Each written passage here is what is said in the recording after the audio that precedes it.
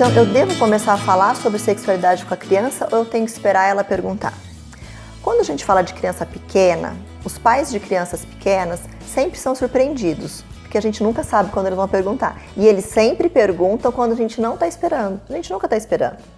Então, a primeira dica é, quando tiver uma pergunta ou inadequada ou que a gente não saiba responder de prontidão, primeira coisa, respira, porque respirando você vai ter tempo para pensar, elaborar a resposta e não vai responder por pura ansiedade. Porque quando a gente responde com ansiedade, nem sempre a gente responde aquilo que a gente gostaria de responder organizadamente e tudo mais. Então assim, se a criança é muito pequena e ela não tem nenhuma curiosidade, nunca perguntou nada, e você está preocupado se não está na hora de falar, de dar alguma dica ou de dar alguma orientação, proporcione situações onde você possa falar do assunto que você quer. Por quê? Na verdade, quando a gente fala de criança bem pequena, 2, 3 anos, 4, 5 anos, que são as crianças bem pequenas que eu digo, é importante pensar no seguinte: falar de sexualidade não é falar exatamente sexo, sexualidade, é trabalhar a autoestima dessa criança, principalmente para ela desde pequenininha já ir se protegendo, por exemplo, contra o abuso, porque a criança, lógico, ela é muito vulnerável.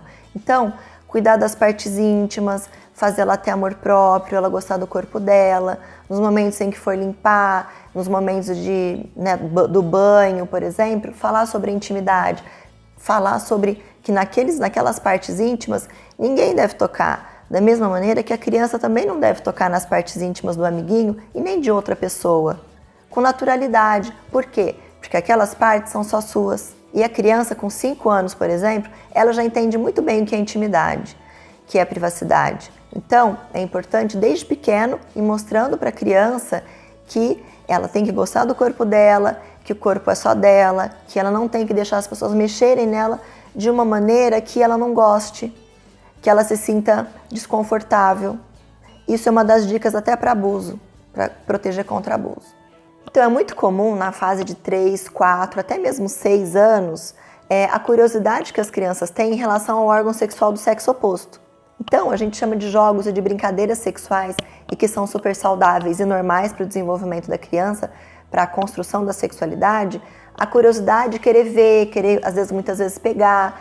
Se o adulto está por perto e ele percebe esse movimento, é importante ele só dar uma olhada. Agora, quando começa a fazer o toque realmente, aí é importante dar uma brincada para distrair e tudo mais, para não ir adiante, porque as crianças realmente não sabem nem o que elas vão fazer em relação a isso. Provavelmente imitar os adultos se elas já viram alguma coisa acontecer. Mas o mais interessante, até para pais de meninos e de meninas, é assim, muitas vezes a menina chega dizendo: olha, mamãe, o Joãozinho tem pipi e eu não tenho.